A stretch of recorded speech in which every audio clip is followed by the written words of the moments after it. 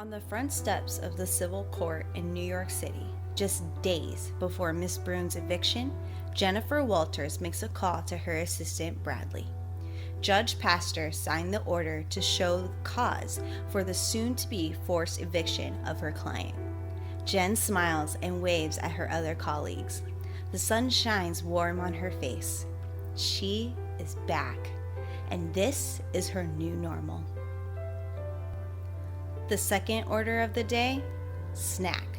Jennifer can feel herself going through the motions, doing all the right things, all the normal things.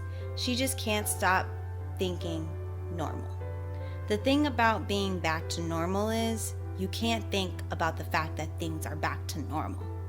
As soon as you think about it, you remember that there was something other than normal. It's like this black hole you tip back into. Better not think about it at all. Better to just eat a pastry instead. After, Jennifer goes to visit her client's scumbag landlord at one of his many business addresses. An uncouth man sees Jen and tries for an unwelcomed conversation. Jen responds, but it's hard to say whether her words were an empty threat on her part, but the man does leave her be, and she's on her way once again. Jen briefly thinks about how one can often trust their first impression of a space. So far, she has gotten sexual harassment and the distinct smell of stale French fries and a cherry room freshener. The most nefarious air freshener. Jen opens the office door to see a somewhat portly man, who it can be said to be more flashy than anything. He introduces himself as Mr. Tick, and apparently 10 minutes of a pleasant conversation with Mr. Tick is all that she can muster. He states that he has been nothing but reasonable to Miss Brune. She used to be a great tenant when she worked at the yoga place. At least then she still had a body on her. Jen coldly looks Mr. Tick in the eyes. She chooses not to be fazed by his passing comments. Jen begins. Miss Brune pays her rent. If Mr. Tick is alleging that her client is not paying rent, they have cash checks to prove otherwise. The bottom line is that her client has done nothing to violate her lease, and as of this morning, Mr. Tick has 30 days to show cause for eviction. Mr. Tick's anger begins to become more palpable. Now, cursing under his breath, he leans forward before slamming his hands onto his desk. Brune is a nutbag, and he is running a business here, not a freaking mental ward. He jumps to his feet and follows Jennifer out of the room and the building entirely, choosing randomly out of a hat of body-shaming insults to fire her way.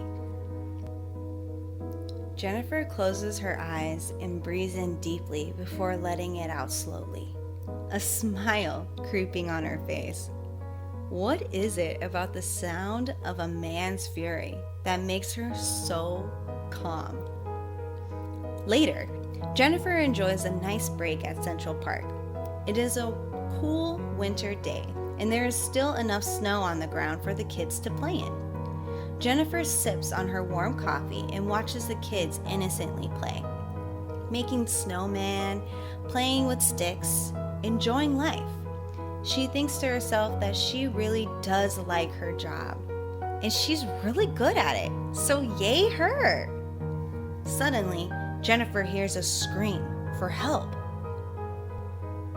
Jen looks up to see all the children playing with sticks, now all surrounding the snowman that they built, each of them inching forward in order to not aggravate their mutual opponent. One of the children calls out that it's Hulk. Another screams that it's coming to kill them all.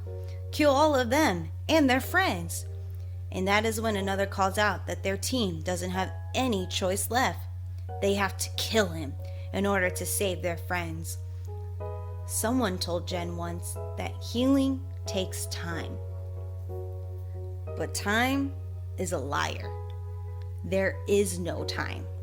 The pain is always there.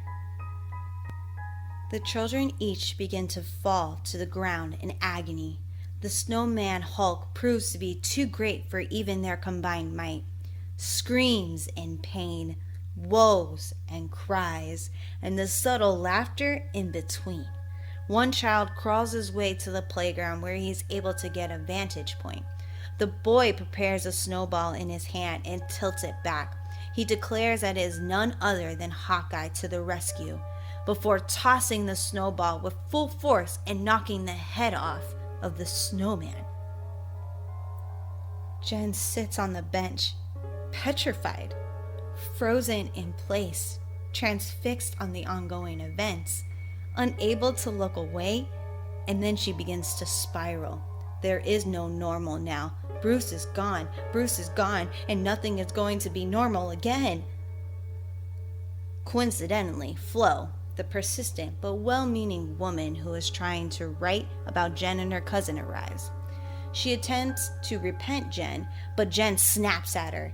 She thought she told Flo to leave her alone. Jen jumps to her feet and begins to stomp away, knocking shoulders with a number of people as she walks by. It was supposed to be a good day.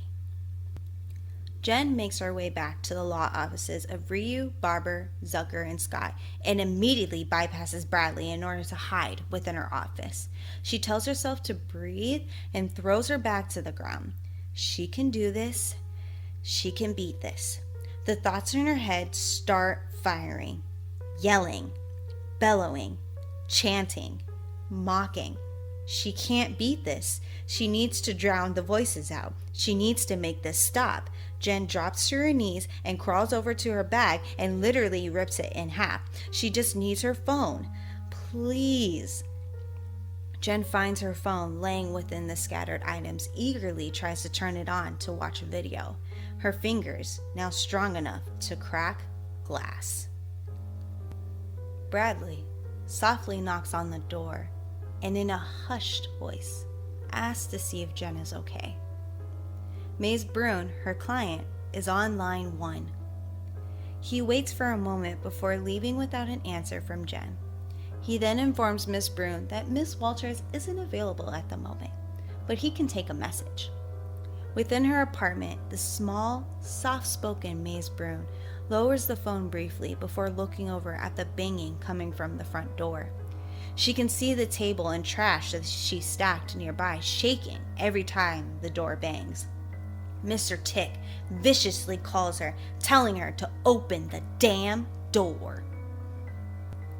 If Miss Brune's lawyer is looking for cause, then he will give them all the cause they need. Miss Brune lifts the phone back up and answers Bradley.